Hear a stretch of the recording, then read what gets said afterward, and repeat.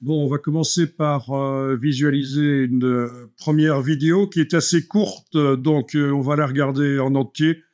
Alors, je ne sais pas si vous connaissez la chaîne ici d'Olivio Saricas.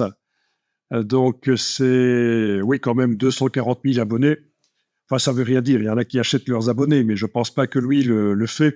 Euh, et Voilà, ça c'est un gars qui c'est en anglais. Hein, on va voir si j'arrive à enclencher une traduction parce que je sais que l'anglais il y en a qui euh, pataugent un peu, mais c'est pas grave. Euh, c'est pas grave. Moi je vais pas me vanter de comprendre l'anglais parce que c'est la seule langue étrangère que je comprends. Ouais. Ouais. Un, un tout petit peu d'allemand et de néerlandais, mais juste comprendre. Euh, Donc, c'est pas un jugement quand je dis que l'anglais, certains ou certaines ont des difficultés. C'est pas un jugement du tout. Et quand bien même vous connaîtriez aucune langue étrangère, c'est pas un problème. On peut très bien réussir sans ça. Il y a des solutions. Donc, voilà. Je disais donc que j'allais tenter un affichage de sous-titres avec euh, du français. Du français, où est-il le français? Il se cache où? Il se cache là, voilà. OK. Donc, ce qui va montrer là est quand même très, très bluffant. Ce sont des choses qui sont apparues il y a déjà quelques mois de manière expérimentale. Et là, c'est vraiment l'avenir du trucage photo. C'est l'avenir du trucage photo. C'est un truc absolument dingue. Euh, Donc, vous allez voir qu'il va générer, si je me souviens bien, parce que j'ai vu plusieurs vidéos, il faut que je revoie. Oui, c'est bien ça.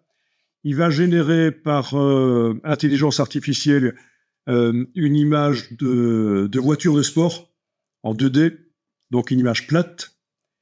Et puis, il va utiliser Créa, je pense que c'est Créa qu'il utilise, pour transformer la voiture en un modèle 3D.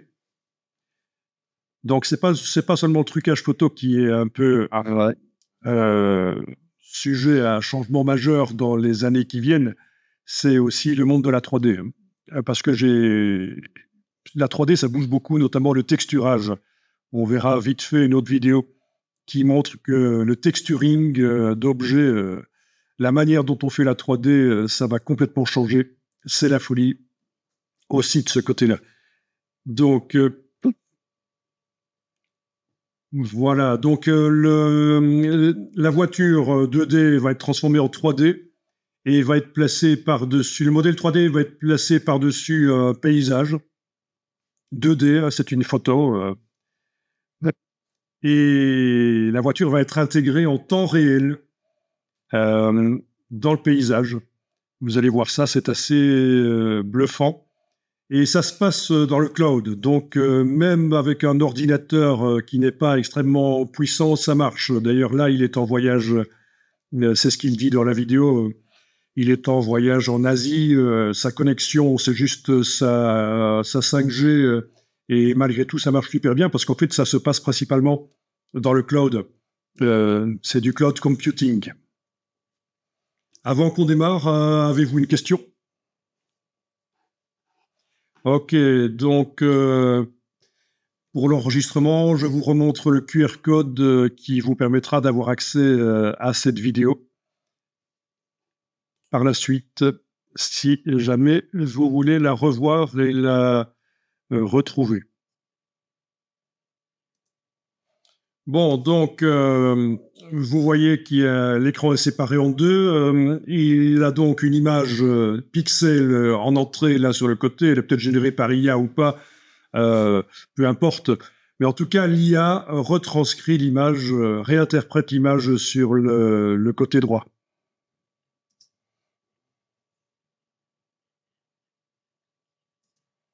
Donc, vous voyez, il vient d'amener l'image 2D de la voiture à gauche.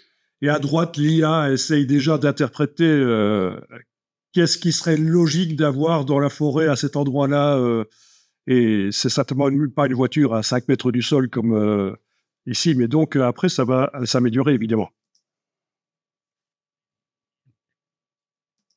Alors ça, c'est très drôle. Par contre, l'IA à droite, là, suppose que cette masse qui flotte au-dessus du sol, c'est certainement un arbre, donc elle crée l'image d'un arbre.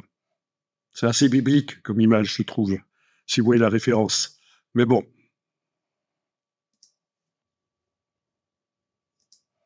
Oui, vous remarquez que si la voiture n'est pas dans l'image de gauche posée avec les quatre, comme étant posée avec les quatre roues sur le sol, l'IA à droite interprète ça parfois comme étant une tente ou d'autres choses, n'importe quoi, parce que c'est pas logique une voiture qui n'est pas posée avec les quatre roues sur le sol.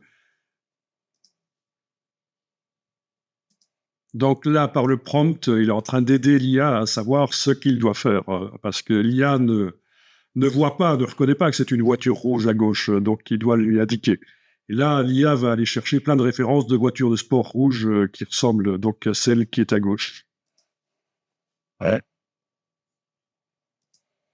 Bon, vous remarquez qu'en plus, les éclairages dans l'IA, c'est vraiment comme si on était en train de travailler de la 3D.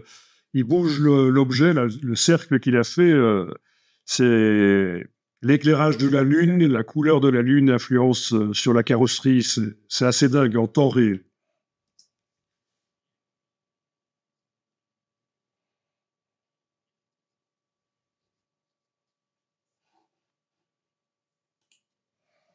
Mais bon, alors vos premières impressions, si vous en avez, moi ce que je dirais, c'est que d'ici un an ou deux, normalement dans Photoshop, ça va arriver. Ce sera intégré à Photoshop, ce genre de choses. Alors oui, vous avez vu que la voiture n'a pas nécessairement le même look, c'est réinterprété, mais évidemment, ça va s'améliorer. Euh, Ce sera plus précis au modèle, par rapport au modèle 3D qu'on amène là à gauche, ce sera plus précis à l'avenir. Les choses s'améliorent à une vitesse dingue. Avez-vous une remarque, une interrogation philosophique par rapport à ça?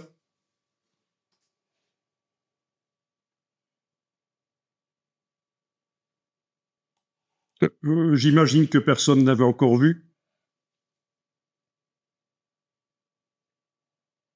Oui, vous n'aviez pas encore vu, vous n'imaginiez pas que ce genre de choses existait, je suppose. Ok, donc ça vaut la peine de faire de la veille graphique et technologique. Il vaut mieux être sur la balle et euh, savoir que ça existe.